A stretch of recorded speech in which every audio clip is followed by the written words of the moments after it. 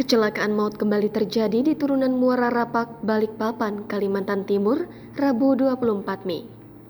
Kali ini melibatkan truk bermuatan kontainer yang diduga mengalami remblong dan menabrak pengendara motor yang ada di depannya. Akibat kejadian tersebut, pengendara motor tewas di tempat.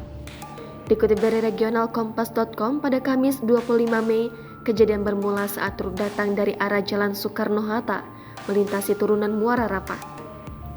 Setibanya di tempat kejadian, truk diduga alami remblong hingga terus meluncur. Sebagai informasi, kecelakaan serupa dengan korban lebih masif sudah terjadi sebelumnya di lokasi kejadian pada Jumat 21 Januari 2022 pagi hari. Kecelakaan itu tercatat sebagai yang terparah sepanjang sejarah, mencatatkan korban 18 meninggal dunia dan 16 luka-luka karena truk tronton yang juga mengalami remblong. Kecelakaan akibat kendaraan besar seperti truk dan bus yang mengalami remblong memang kerap terjadi. Penyebabnya pun beragam, bisa karena kelalaian pengemudi hingga kelebihan muatan.